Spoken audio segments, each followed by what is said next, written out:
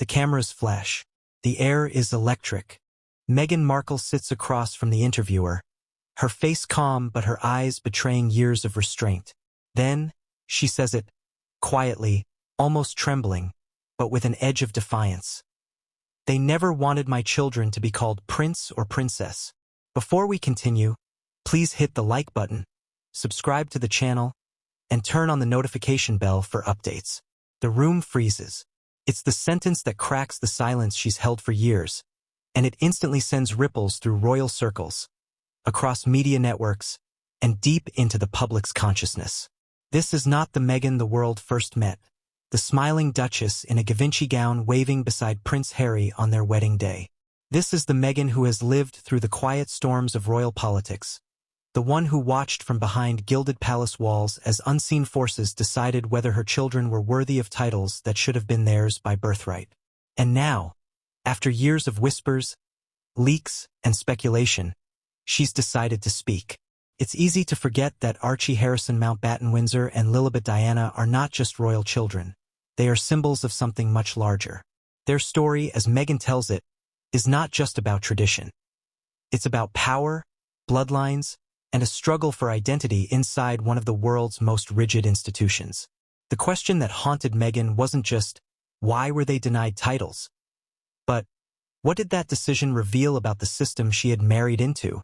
From the moment Archie was born in May 2019, confusion surrounded his title. Royal watchers expected the baby to be styled as Prince Archie, yet the palace announced otherwise. Master Archie Harrison Mountbatten Windsor was his formal name, a subtle yet seismic deviation from royal norms. At first, the media spun it as Meghan and Harry's choice, a modern couple rejecting the stiffness of royalty. But as Meghan reveals now, that was never the full story. According to her, the truth was far more painful. Behind the palace's polished press statements were a series of closed-door conversations, hushed debates, and whispered objections. Meetings that, as Meghan recalls, left her shaken. It wasn't about breaking tradition, she says. It was about stopping one. The introduction to her revelation begins not with anger, but disbelief. Meghan describes how she and Harry were told, indirectly, never formally, that their son would not receive a title because he was too far down the line of succession. That explanation, she says, never felt real. We knew the rules.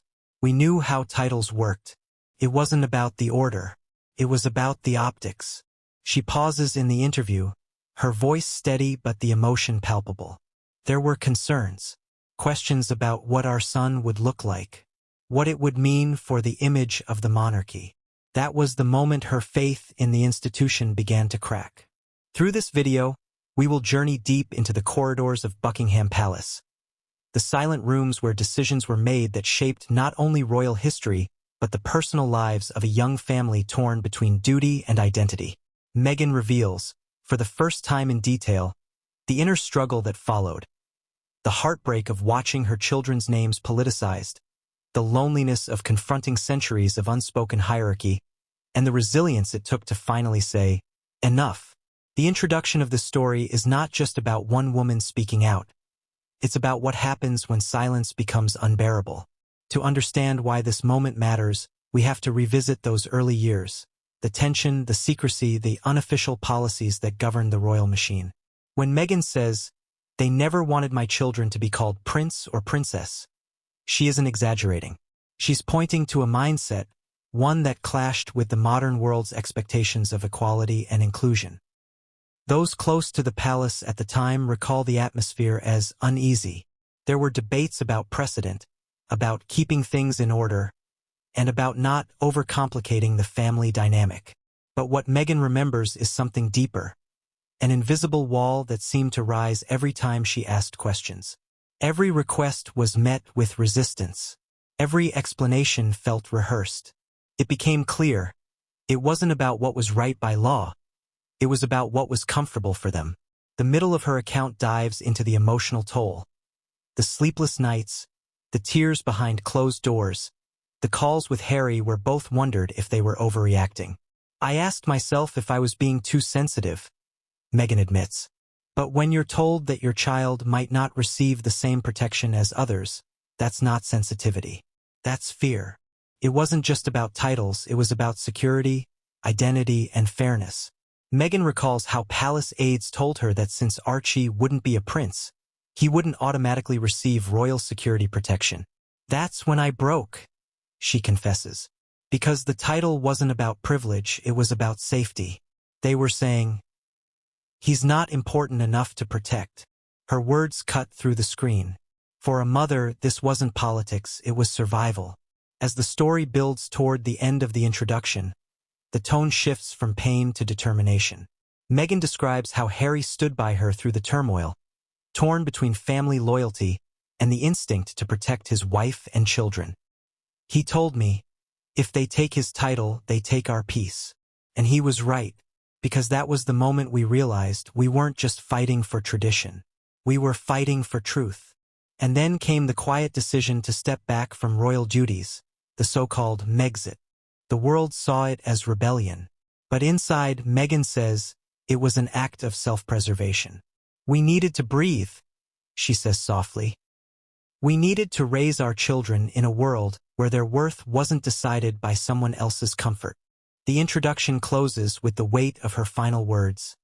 It wasn't about rejecting the crown. It was about reclaiming our voices. As the camera fades out, Meghan's eyes hold the viewer's gaze. A look not of anger, but resolve. The silence is gone. The truth, finally, is beginning to surface. This is only the beginning of what would become one of the most emotionally charged revelations in modern royal history. From the moment the world learned that Prince Harry and Meghan Markle were expecting their first child, excitement filled every corner of the media. Newspapers speculated endlessly about baby names, lineage, and royal traditions. Would the baby be born at the Lindo wing like William and Kate's children? Would there be the classic photo call on the hospital steps? Would he or she carry a royal title? No one could have imagined that this question, the last one, would become one of the most emotionally charged controversies in modern royal history. When Archie Harrison Mountbatten Windsor entered the world on May 6, 2019, his arrival was celebrated globally.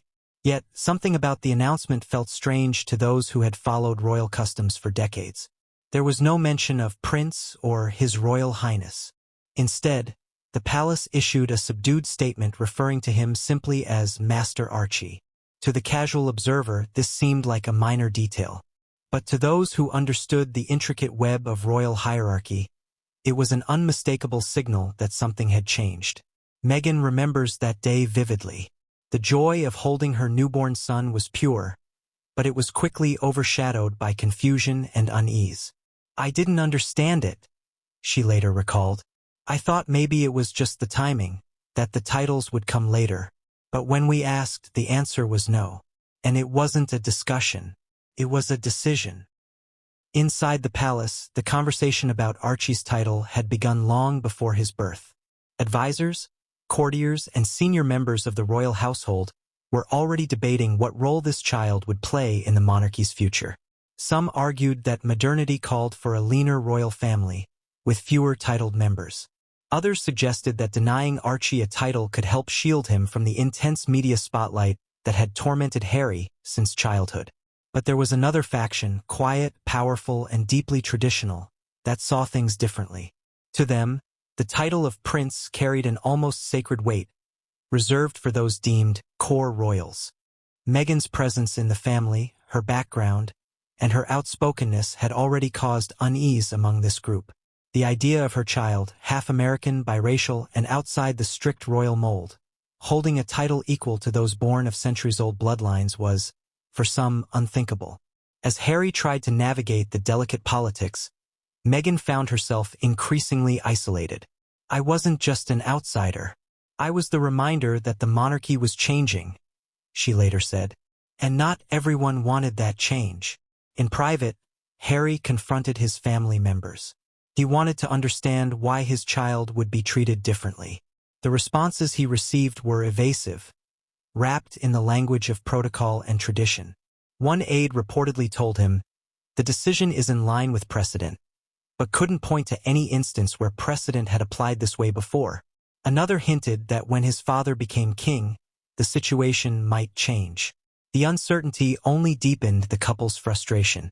The media, unaware of the private tension, began to speculate that Harry and Meghan themselves had declined the titles for their son. Some royal reporters even praised the couple for their modern approach to parenting. But behind closed doors, Meghan watched those headlines in silence, knowing the truth was the exact opposite. "They made it seem like it was our choice," she said. "That was one of the hardest parts. Being painted as people who didn't want what was rightfully ours." This wasn't the first time the palace had faced questions about titles, but never before had the conversation carried such emotional and cultural weight. To Meghan, it wasn't about prestige, it was about equality. "When you're part of a family that talks about duty and service," she said, "you expect that fairness would be part of that conversation. But fairness was never part of this one." The deeper she looked into royal history, the more inconsistencies she found. Under the 1917 letters patent issued by King George V, all grandchildren of the reigning monarch through the male line were entitled to be styled as prince or princess. That meant that once Prince Charles ascended to the throne, Archie should automatically have been entitled to a title. But palace aides made it clear that the Queen had no intention of revisiting the matter. "There was a conversation about changing the rules," Meghan recalled, "so that even when Charles became king, Archie still wouldn't receive a title." For Meghan, this revelation was devastating. It was like hearing them say, "He's not one of us," she confided to a close friend. She began to sense that this wasn't simply about policy, it was about perception. The monarchy had always been about image, and Archie, with his mixed heritage, represented something new and unfamiliar. Harry, torn between protecting his wife and preserving his relationship with his family, became increasingly angry. He knew what it meant to grow up under the weight of royal expectation, but he also knew what it meant to feel second-tier within the family structure. Now, he saw history repeating itself with his own child. "He couldn't bear the thought that Archie would grow up asking the same questions he had," said one of their confidants. As the debate continued behind closed doors, public appearances grew tense. Meghan recalls attending royal events where courtiers avoided eye contact, where whispers followed her down hallways. "It was like being invisible except everyone could see you," she said. "They just didn't want to acknowledge what was happening." The strain was taking a toll. Meghan's confidence, once radiant, began to fade. Her requests for clarity were met with silence or bureaucratic deflection. They would say, "We're looking into it," she said. But nothing ever changed. At night, she and Harry would sit in their cottage, talking about what kind of world they wanted for their son. "I didn't care about the crown," Meghan explained. "I cared about his place in the world." And then, the conversation about security arrived, the part that broke her completely. Without a title, Archie would not automatically qualify for royal protection. Meghan couldn't believe it. "That's when I realized," she said, "that this was more than just a name. This was about whether my child would be safe." She remembered asking one senior aide directly, "Are you saying my child's life is worth less because of a title?"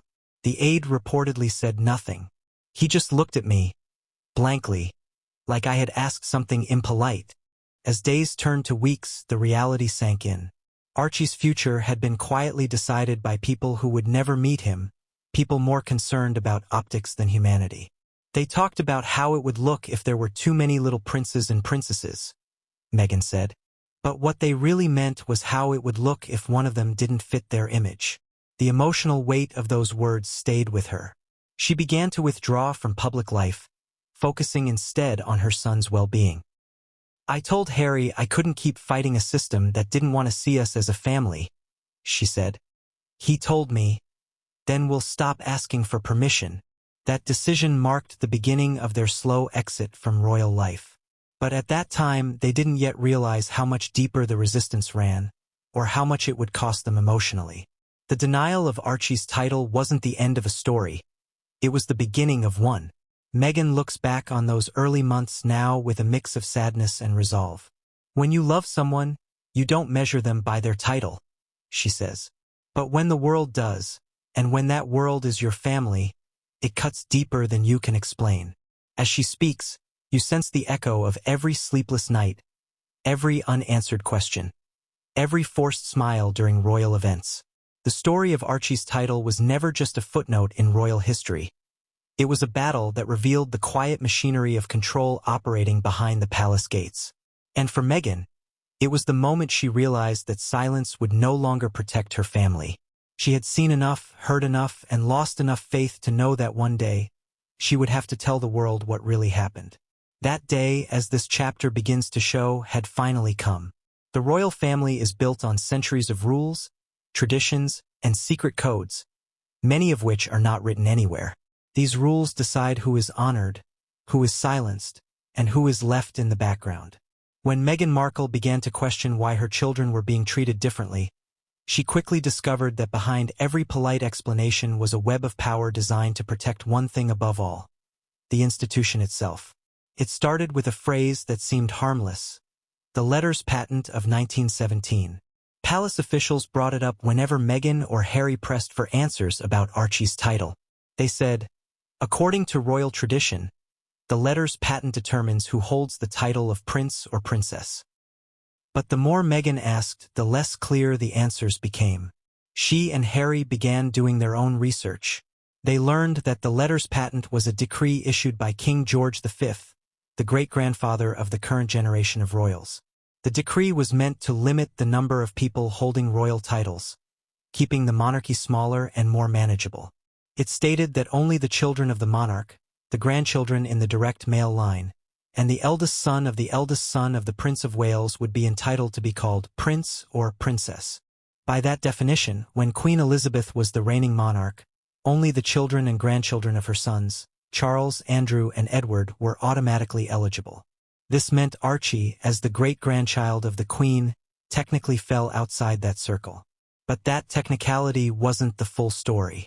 The Queen had the power to issue new letters patent, just as she did for Prince William's children.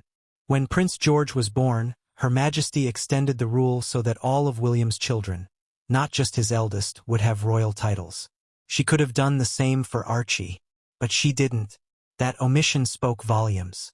When Harry and Meghan realized this, they were stunned. The law was flexible, not fixed. Exceptions had been made before, so why not now? They told us it wasn't personal, Meghan said. But how could it not be? According to sources close to the palace, there were early discussions about revising the letters patent before Archie's birth, but the plan quietly faded. Some insiders say senior courtiers argued that granting Archie a title would complicate the line of succession. Others insisted the Queen simply didn't want to revisit the issue so soon after William and Kate's adjustments. But Meghan never believed that explanation. It wasn't about logistics, she said. It was about control. Behind every closed-door meeting was a deeper fear that giving Meghan's children royal titles would blur the lines between the monarchy's traditional image and the modern, diverse reality she represented. One royal insider reportedly commented that titles come with expectations, and expectations shape perception. It was a subtle way of saying that titles carry political weight. Harry understood this better than anyone. He had seen how the system favored his brother, how hierarchy defined everything from seating charts to headlines. He used to joke about being the spare, Meghan said. But there was truth in that. That's how they think. Firstborn, favored, nextborn, forgotten. What neither of them expected was that their children would be drawn into that same hierarchy before they could even speak. One afternoon, Meghan sat with an advisor who explained the situation in measured, almost patronizing tones. "It's really about the structure, ma'am," the aide said. "The titles aren't denied. They're simply not applicable." Meghan listened, nodding politely, but inside she was boiling. "He made it sound like a spreadsheet," she recalled. "As if my child's identity was a technical error." The so-called clause was more than a legal detail. It was a shield. It allowed the palace to hide behind bureaucracy while masking what Meghan felt was a deeper prejudice. When she and Harry pressed further, they were told that once Prince Charles became king, Archie and Lilibet would automatically gain their titles. But even that promise came with a quiet warning. It will depend on what His Majesty decides to do at that time. That uncertainty was deliberate. It kept them waiting, hoping, and guessing, a psychological tactic that the palace had mastered for generations. They wanted us in limbo, Meghan later said. That way, we couldn't accuse them of denying anything. But they also wouldn't confirm it. It was a way to keep control without ever taking responsibility. In the royal world, nothing is accidental. Every omission, every delay, every leak to the press serves a purpose. Meghan began to notice patterns. The way stories about her would surface right after she asked uncomfortable questions. It felt coordinated, she said, like there was always a consequence for speaking up. The clause became more than an outdated rule. It became a weapon. As Meghan's awareness deepened, her patience thinned. She started to challenge the narrative more openly in private. During one tense meeting, she asked, "So if the Queen could issue new letters patent for George, Charlotte, and Louis, why couldn't she for Archie?" The room fell silent. One advisor replied, "That was a different circumstance." Meghan pressed, "What circumstance?" There was no answer. "They looked at me," she said, "like I had stepped out of line for even asking." That moment solidified her understanding. The monarchy was not an equal system bound by justice. It was a selective institution bound by image. Titles were not just ceremonial, they were instruments of inclusion and exclusion. And by keeping her children outside that circle, the palace was sending a message. From that day, Meghan's interactions with the royal household became more formal, more guarded. She began to see politeness as a form of defense. "They speak in coded language," she explained. "When they say it's complicated, what they mean is you're not part of this." The press continued spinning its own stories. Articles appeared claiming Meghan didn't want her children to have titles because she wanted them to live normal lives. That narrative infuriated her. "They took something painful and made it sound like a choice," she said. "That's not honesty, that's manipulation." Even after stepping back from royal duties, Meghan remained haunted by that period. "It wasn't just the denial," she said. "It was the silence that followed. No one corrected the record. They let people believe lies because it made their job easier. The hidden clause that was supposed to define royal order had instead exposed royal hypocrisy. And in the end, it wasn't just about Archie's or Lilibet's names. It was about what those names represented in a monarchy still struggling to adapt to a changing world. For Meghan, understanding that truth was both painful and freeing. The realization cut through the illusions she once held about belonging. "Once I saw it clearly," she said, "I couldn't unsee it. That's when I stopped hoping they'd accept us. I realized I didn't need their acceptance to exist." And yet, even as she moved forward, the clause lingered, an invisible barrier between her family and the royal titles that should have been theirs. It became a symbol of everything that had gone wrong, a reminder that the crown, for all its power, was still trapped in its own fear of change. That fear, as Meghan would soon reveal, was about to collide with the world's growing demand for truth. It was late winter in London when the meetings began. The palace corridors were unusually quiet, but behind those thick mahogany doors, conversations were taking place that would determine the future of two small children who hadn't yet learned to speak. The air in those rooms was heavy with the scent of tradition, polished wood, ink on parchment, and the faint echo of centuries of royal hierarchy. Yet what unfolded during those meetings would expose the very heart of the monarchy's unspoken divisions. Meghan and Harry were not invited to the first of these discussions. They only heard about it afterward, through a carefully worded memo delivered by a senior aide. It summarized the ongoing deliberations regarding the titles and roles of the Sussex children in the context of the current constitutional framework. That phrase, current constitutional framework, would come to haunt Meghan.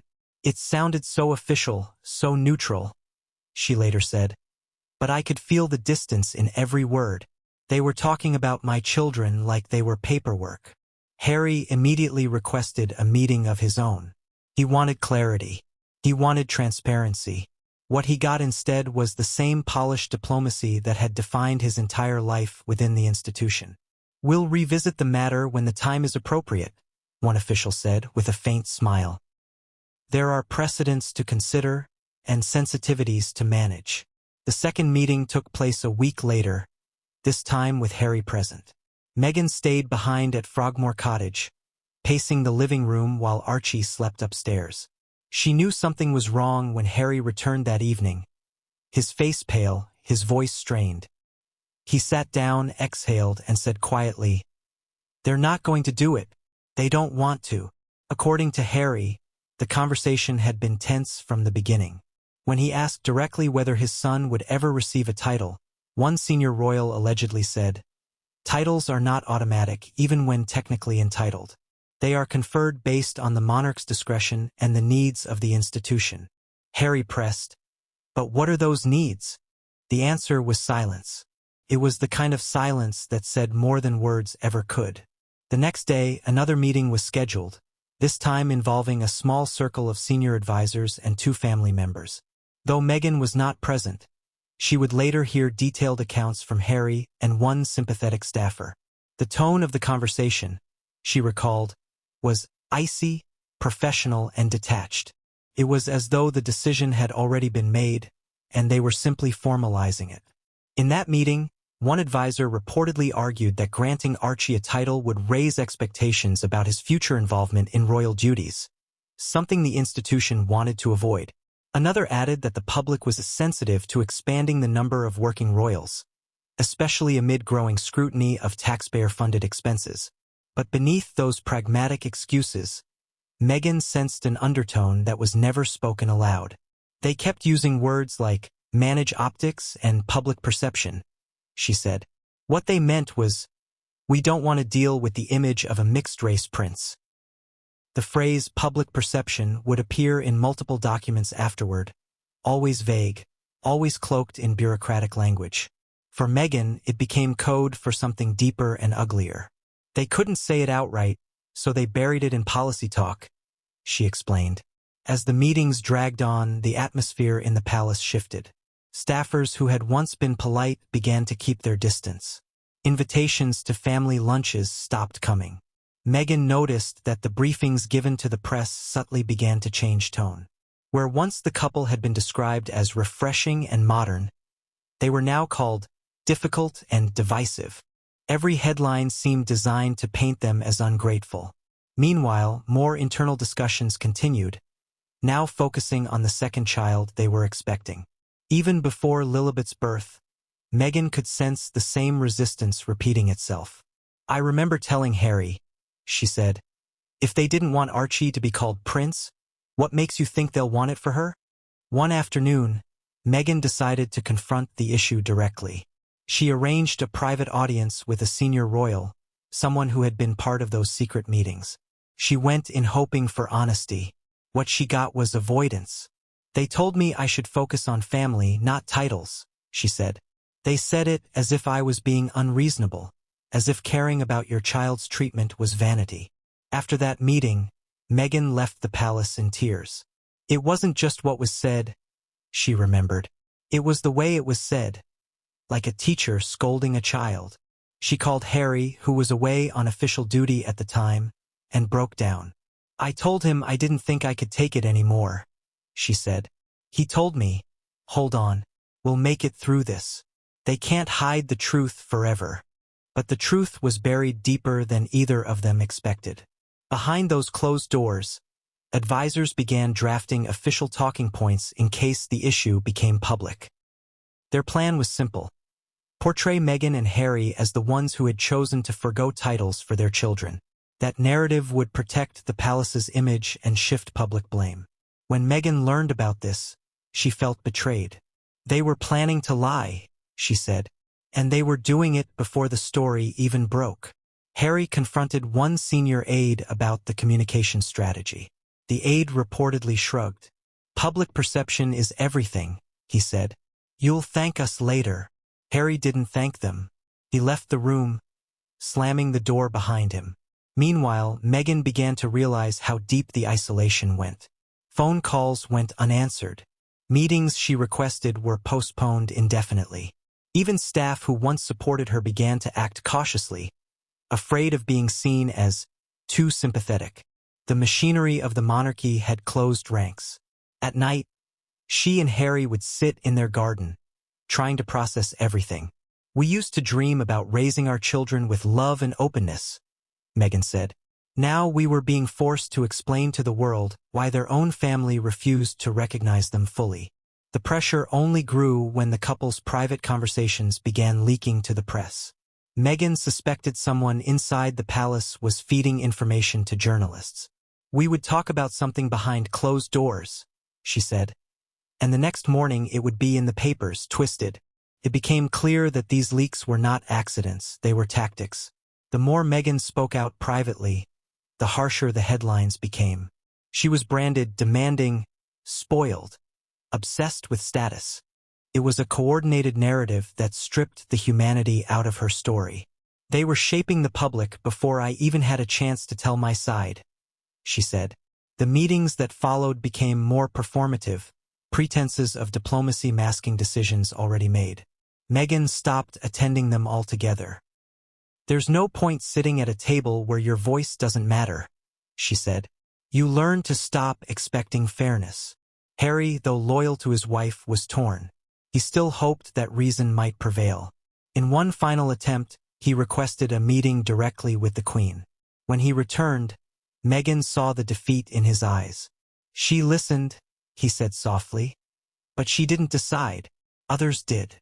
That was the moment they both realized the Queen's hands were tied, or perhaps she had chosen not to untie them. In the weeks that followed, rumors of a rift between the Sussexes and the royal family began dominating global headlines. Few realized that the rift had been deliberately widened by those meetings behind closed doors. It was never about rebellion, it was about rejection. Meghan would later say that the secrecy of those meetings was what hurt the most. "If they had just said it to my face, that they didn't want my children to have titles because it made them uncomfortable, I could have lived with that honesty," she explained. But they didn't. They hid behind formality and let the lies spread. Every word, every decision made in those rooms without her, added another layer to her silence. And that silence, over time, turned into something dangerous, something that began to eat away at her sense of worth. It was during one of those long, quiet nights that she began writing letters to herself. "I wanted to remember how it felt," she said, "because one day, I knew I would have to tell the truth. That day would come, but not before more heartbreak, more misunderstanding, and one final, explosive revelation that would shatter the royal facade." What no one outside the palace knew was that while these secret meetings were taking place, another conversation was happening. One that touched the most painful nerve of all, the question of Archie's appearance. And when that detail finally surfaced, it would turn private discomfort into public outrage. When Meghan Markle finally decided to tell the world about what was said behind palace doors, the silence that followed was louder than any denial could have been. The subject was raw, forbidden, and deeply uncomfortable. But it was the truth, and once spoken, it could never be taken back. She had hinted at it before, but when the question surfaced during her now-famous interview, were there concerns about Archie's skin tone? The air in the studio froze. Meghan hesitated for a moment, then said softly, "Yes, there were conversations." It was the kind of revelation that shakes not just a family, but an institution built on public image. Those few words, simple, unembellished, carried centuries of weight. They revealed something few had dared to say aloud, that the royal family, for all its grandeur and diplomacy, was not immune to the biases that plagued ordinary society.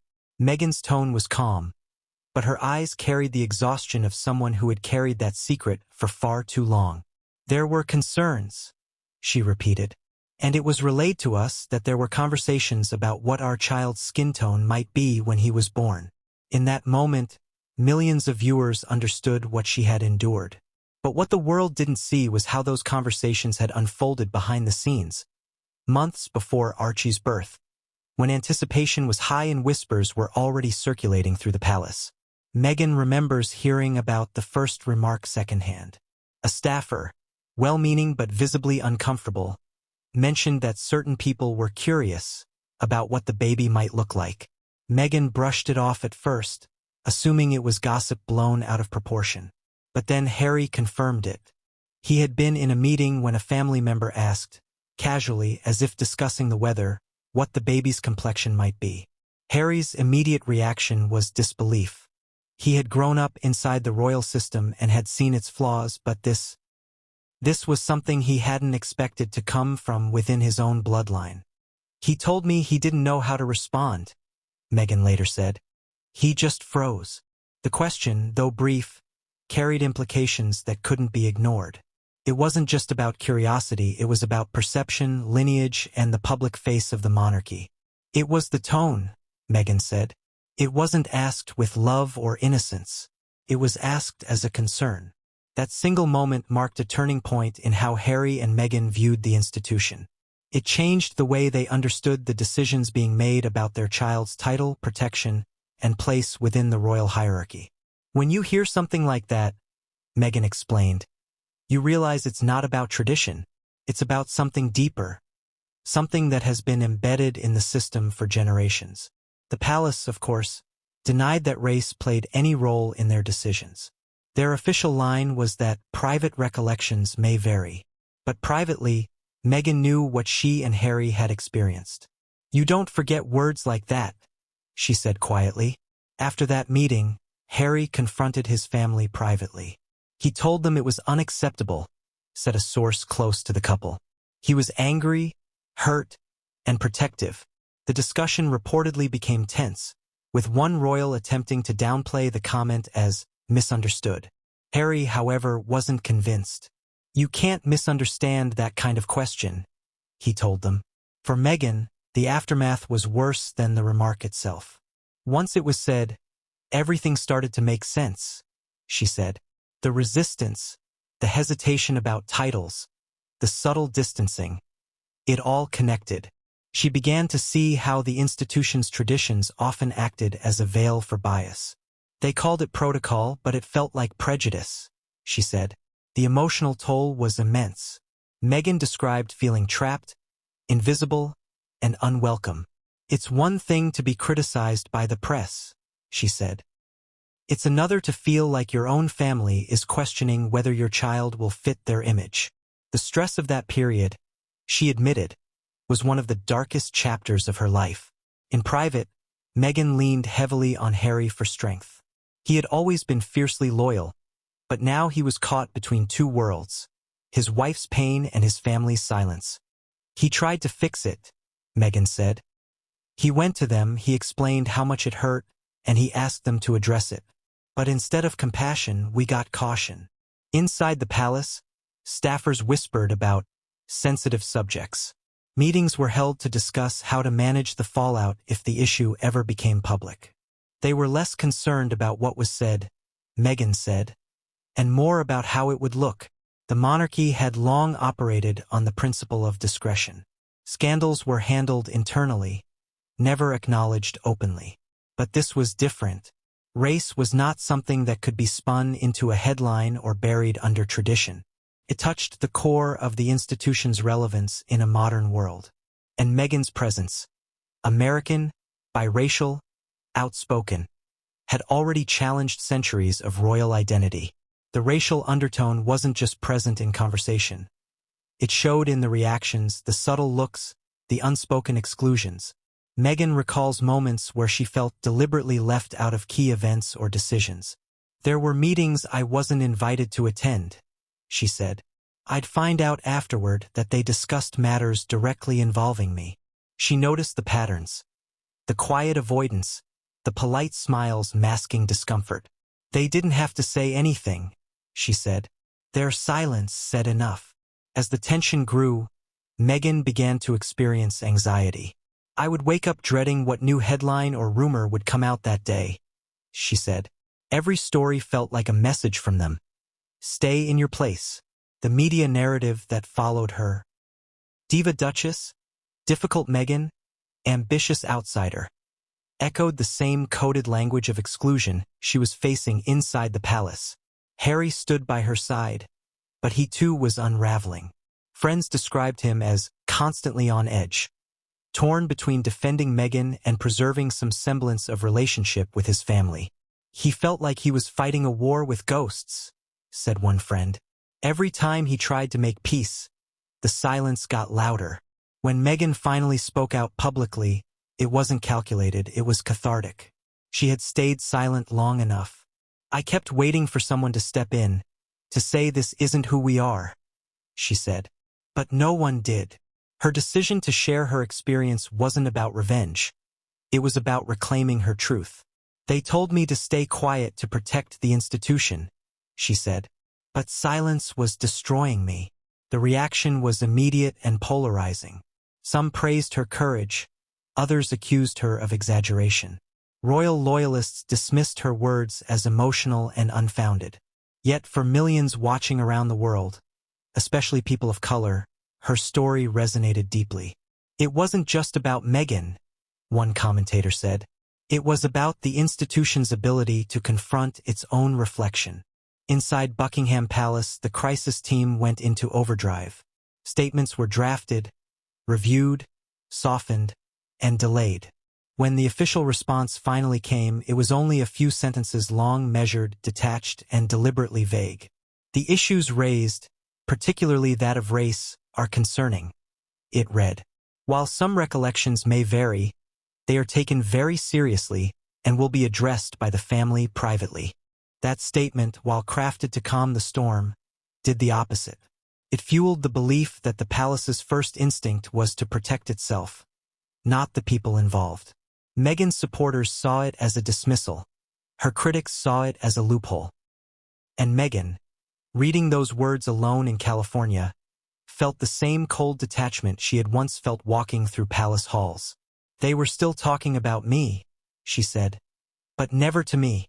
The racial undertone had not just fractured relationships. It had exposed the fragility of the monarchy's moral standing. The world was changing, but the institution remained anchored in its past.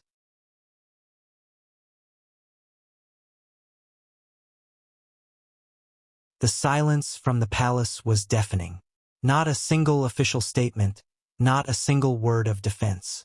The tabloids ran wild with narratives, twisting stories until Meghan was cast as the villain in her own life. Harry saw it unfold daily, the character assassinations disguised as journalism, the carefully placed sources close to the palace, who seemed to know exactly what to say to keep the monarchy's image clean. He began calling family members directly. Some didn't answer. Others told him it wasn't their place to intervene. One senior royal reportedly advised him to let the press burn itself out. That phrase stayed with him. Let the press burn itself out. He thought about how the same press had hounded his mother to her death. That's when the memories returned. The flashbulbs, the car chases, the headlines, the endless scrutiny. He remembered being 12 years old, walking behind Diana's coffin, trying to stay composed while the world watched. He always carried that pain, Meghan said, and now he was watching history repeat itself. Only this time, it was his wife and his children. Harry's fury wasn't just about the racism or the denial of titles. It was about betrayal. He felt like he was screaming into a void, said one friend. The people he trusted most had decided silence was easier than truth. One evening, Meghan found him sitting alone in their living room, staring at his phone. He had just gotten off a call with a senior aide who told him that addressing the media narrative would only make things worse. He put his phone down and said, "They want us to disappear quietly." Meghan sat beside him, resting her hand on his. He looked at her and said, "If I stay quiet, I'll lose you." That was the night he decided he would no longer play by the palace's rules. In the weeks that followed, Harry began taking small but deliberate steps to reclaim control. He started refusing to attend meetings he felt were designed to silence him. He stopped cooperating with the royal press office. When advisors warned him that his actions could damage his standing within the family, he replied coldly, "You can't damage something that's already broken." But the silence from Buckingham Palace wasn't just indifference, it was strategy. Every unanswered accusation, every delayed statement, was part of a larger pattern. The monarchy survives through omission, one former royal staffer explained. They don't deny, they don't confirm. They just wait for the story to die. It was an approach that had worked for decades. But this time it was different. The story wasn't going away because Meghan and Harry were no longer willing to let it fade. Harry's fury began to surface publicly. His speeches grew bolder, his interviews more defiant. When he spoke about the invisible contract between the palace and the press, it was his way of exposing the machine he had once been part of. "There's a cycle of exploitation," he said in one interview. "Fear drives silence, and silence feeds the headlines." Inside the palace, the reaction was panic. Courtiers called emergency meetings. Public relations experts were brought in to contain the narrative. But there was no containing it anymore. The cracks were visible. Harry began confiding in close friends outside the royal circle. One of them, a former army comrade, said Harry often spoke about how his uniform had been the only time he felt equal. "In the army, it didn't matter who your parents were," he said. "But in the palace, everything is bloodline." That realization had changed him. "He told me he felt freer in Afghanistan than in Windsor," the friend revealed. Meanwhile, Meghan was struggling to hold herself together. She admired Harry's strength, but she feared his anger would consume him. "I saw him breaking," she said. "He was trying to protect me and the kids, but he was also losing the only world he'd ever known." Their private life became tense, not from distance but from shared exhaustion. The endless media attacks, the lack of institutional support, the betrayal from within, it all piled up. Harry's late-night calls to relatives grew shorter, his tone colder. "He stopped asking for help," Meghan said. "He started preparing for war." There was one conversation, however, that shattered any remaining illusion of reconciliation. During a private family meeting, Harry confronted a senior royal about the ongoing harassment Meghan faced in the press. "You could stop this," he said. "All it would take is one statement." The response, as Harry later described, was chilling. "That's not how this works." Those 5 words stayed with him. "That's not how this works." It was the moment he realized the monarchy wasn't a family. It was a business. And in that business, protecting the crown meant sacrificing people. Even family. Harry's anger turned into resolve. He began planning quietly with Meghan about stepping back from royal duties. "He didn't want to walk away in bitterness," Meghan said. "He wanted to walk away in peace." But peace wasn't something they were willing to give. As rumors of their departure began circulating, the palace doubled down on its silence. Publicly, they said nothing. Privately, they began preparing for the inevitable backlash. "They thought if they ignored us long enough, we'd come crawling back," Harry said. "But they didn't understand. We were already gone in our hearts." By the time the couple officially announced their decision to step back, the narrative had already been written for them. The press called it Megxit, framing it as Meghan's influence. Another way to strip Harry of agency and make her the scapegoat. "They turned my wife into a headline again," Harry said bitterly. "They made her the villain because they couldn't face their own silence." In those final weeks before leaving the UK, the tension reached its peak. Harry confronted palace officials one last time, demanding an acknowledgement of the harm done. "You let them tear us apart," he said. "And you did nothing." The response was bureaucratic and emotionless. "The institution cannot comment on personal matters."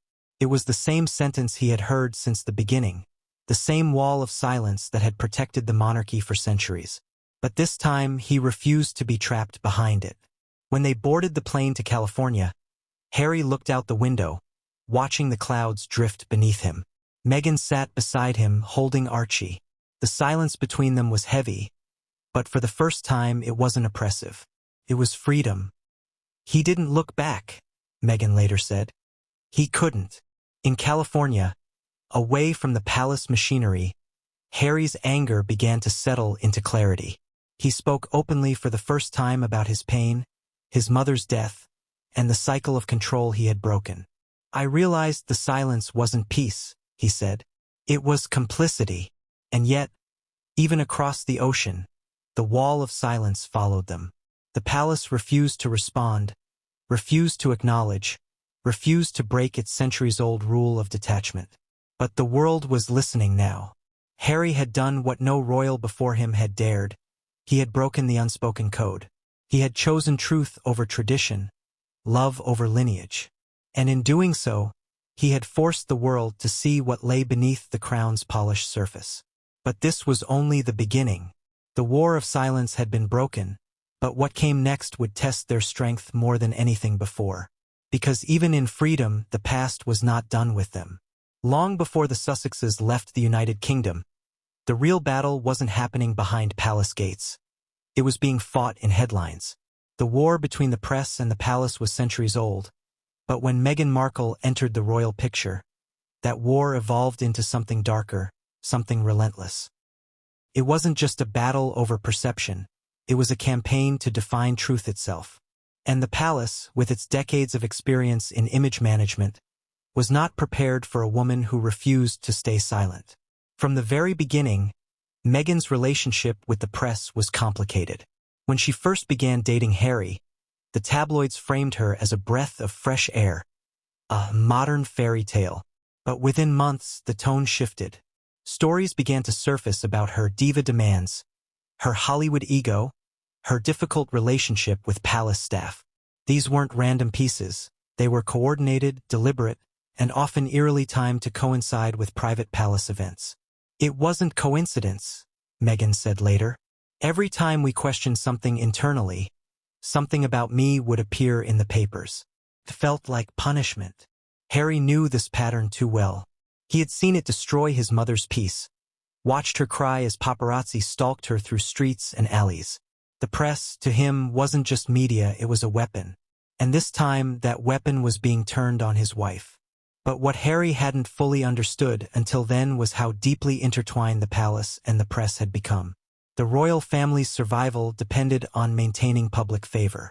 Every story, every headline was part of a delicate trade, access in exchange for control. Royal correspondents were granted briefings, off-the-record whispers, and selective leaks designed to shape public perception. It's an unspoken agreement, one former royal staffer admitted. They give stories to protect certain royals and sacrifice others when necessary. And in Meghan's case, sacrifice was convenient. When negative press began to spiral, Meghan pleaded with the palace communications team to intervene. "Just correct the lies," she said. "All I want is the truth out there." The response she received was chillingly procedural. "We don't comment on personal stories." She asked why, then, statements were being issued defending other royals. "That's different," one aide said. "Certain narratives need protection for the stability of the institution." That phrase, stability of the institution, was the quiet justification for nearly everything the palace did. But stability came at a cost. "The institution thrives on silence," Meghan explained. "They think if you say nothing, it will go away. But silence isn't neutrality. It's endorsement." The press took advantage of that silence. Day after day, Meghan woke up to new headlines designed to chip away at her image. Stories about her luxury renovations, staff quitting in tears, or arguments with Kate. Most of them were exaggerated or outright false, but once printed, the damage was irreversible. "You can't unhear a lie once it's told," Meghan said. They knew that. Inside the palace, the communications team had a term for this kind of media manipulation: narrative management. When a scandal threatened one senior royal, another story would mysteriously appear, usually about someone else, to divert attention. Meghan and Harry became the diversion. "They were the shield," said a royal insider. Every time someone else messed up, Meghan's name would be in the headlines the next morning. This invisible trade-off became clearer as time went on. Harry and Meghan noticed that stories about Prince Andrew's controversies would often disappear from the front pages, replaced by gossip about Meghan's temper or wardrobe choices. "We started to see the pattern," Harry said. "It wasn't random, it was orchestrated." The couple's frustration boiled over after one particularly cruel article accused Meghan of making Kate cry during a wedding rehearsal. The truth, as Meghan later revealed, was the opposite. Kate had made her cry. "They knew it wasn't true," Meghan said. But they let it stand because it suited the narrative. Harry demanded a correction. The palace refused. They said it would make things worse, he recalled. But worse for who? The tension reached its breaking point when Meghan filed a lawsuit against a major British tabloid for publishing a private letter she had written to her estranged father. The palace's reaction was muted, even critical. They told us it was a bad look, Meghan said. They said the royals don't sue the press. I told them, maybe that's the problem. For Meghan, the lawsuit wasn't about revenge. It was about reclaiming dignity. But for the palace, it was a nightmare. The legal proceedings risked exposing internal communications, showing just how closely royal aides collaborated with the media. They didn't want the public to see how the sausage was made, Harry said. As the case progressed, Meghan began to understand the scale of the system she was up against. It wasn't just the tabloids. It was the entire media apparatus surrounding the monarchy. The palace briefers, the royal correspondents, the gossip columnists who traded ethics for exclusives. They were all part of it, she said. It was like watching a machine feed on itself. And then came the moment that changed everything, the Megxit headlines. When Harry and Meghan announced their intention to step back as senior royals, the British media erupted. Overnight, they went from working royals to villains. Newspapers accused them of betrayal, arrogance, and hypocrisy. The headlines were ruthless. The Sussex shock, Queen's betrayal, royal rebels. What few realized was that the palace itself had been part of the leak. Their announcement, which was supposed to be coordinated with Buckingham Palace, had been revealed early by a tabloid eager for an exclusive. They stole our voice, Meghan said. We were cornered into reacting instead of explaining. The palace issued its own carefully worded statement, expressing sadness and understanding. But the damage was done. Public opinion had already been shaped. The couple was painted as selfish and impulsive, ungrateful for the privilege they had been given. They weaponized the narrative, Harry said. They knew once the press had the story, we'd never control it again. Behind the scenes, courtiers began planting seeds of division. Leaks suggested that Harry's relationship with his brother had broken down and that Meghan had isolated him from the family. These stories, while unverified, achieved their goal. They turned public sympathy into skepticism. And through it all, the palace remained silent. They let the fire burn, Meghan said, because they weren't the ones getting burned. By the time the couple left the UK, the war of narratives was no longer just about image, it was about survival. Meghan's mental health had deteriorated. She admitted later that she had reached a breaking point. I didn't want to be alive, she said in a moment that silenced the world. I thought it would solve everything if I just disappeared.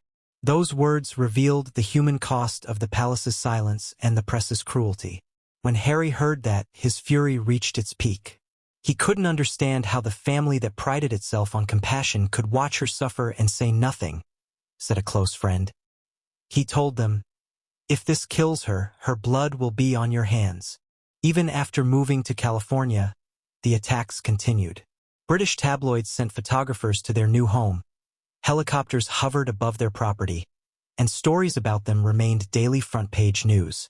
But this time, something had changed. They were no longer defenseless. With their own platform and legal representation, they began pushing back. Harry spoke publicly about the toxic relationship between the palace and the press, calling it a mutual destruction pact. The press fired back, accusing him of hypocrisy and media manipulation. It didn't matter. The world had started listening differently. For the first time, the palace's polished facade was cracking, revealing the quiet machinery that had sustained it for generations. The war of narratives was no longer being fought behind closed doors. It was being fought in the open. Meghan and Harry had broken the code of silence, and in doing so, they had forced the monarchy to confront a question it had long avoided. What happens when truth refuses to stay buried? This war would have lasting consequences. It would shape how future generations viewed the crown, how history recorded its decisions, and how far the institution would go to protect itself from the people within it. And as the world watched this battle unfold, the next chapter of the story was already forming. The couple's move to America, their quiet exile, and Meghan's first steps toward reclaiming her voice. When Harry and Meghan landed in California, the air felt different, warmer, lighter, but still carrying the residue of what they'd left behind. They were free in theory, yet freedom doesn't erase memories. It only gives you space to hear them louder. Their new home sat quietly on a hill overlooking the Pacific, far from the stone walls of Windsor and the echoes of palace hallways. But the ghost of those hallways followed them everywhere. The first weeks were strange. Harry would wake at dawn, half expecting his phone to buzz with royal briefings. Meghan spent hours writing in a journal she called the California Diaries. It was a habit she had begun in the last months at Frogmore Cottage, but now her entries became longer, more reflective, and more honest. Each page was a confession: grief for what was lost, relief for what was escaped, and fear for what was to come. "I thought freedom would feel like silence," she wrote, "but it feels like the sound of everything we never said." Their days settled into rhythm. Harry tended the garden. Meghan read to Archie beneath the olive trees. Yet beneath the calm was a constant undercurrent of vigilance. Paparazzi still hid in the hills. Drones hovered over their yard. "Even in California, we weren't entirely free," Harry said. But they were determined to build a life defined by choice rather than duty. The diaries became Meghan's way of making sense of the past. She wrote about her last conversation with a palace aide, about the smell of the corridors, the tightness in her chest each time she heard the phrase "Her Royal Highness." In those pages, she didn't sound like a duchess. She sounded like a woman trying to find herself again. "I don't miss the titles," one entry read. "I miss believing they meant something." Harry read those entries sometimes, quietly, after she fell asleep. They reminded him why they had left, but they also stirred guilt. He knew that by choosing freedom, he had broken a chain that had bound his family for centuries. His guilt was the shadow of his freedom, Meghan wrote. He carried it like an heirloom. In California, they began to find their voice again. No more press officers, no more clearance memos. They recorded their own projects, spoke directly to the world through interviews and foundation work. But the freedom to speak came with a cost, the responsibility to own every word. Before, silence was forced, Meghan said. Now, speech was a choice. At night, they would talk about the children. What would Archie remember of England? Would Lilibet ever see the place named after her great-grandmother? Harry wondered if one day he'd have to explain why their birthright had been debated in boardrooms. "I don't want them to inherit bitterness," he told Meghan. "I want them to inherit truth." Meghan agreed. Her diaries became letters to the future versions of her children. She wrote about dignity, about the importance of speaking even when the world wants you quiet. She wrote about grace in the face of betrayal. She wrote about the value of choosing kindness without forgetting the lesson. But California did not erase the British press. Articles continued to appear, spinning their new life into headlines. "Hollywood Harry," one read. "Meghan's royal rebrand," said another. They watched as their new projects, charities, interviews, documentaries were mocked as publicity stunts. It hurt, but it also steeled them.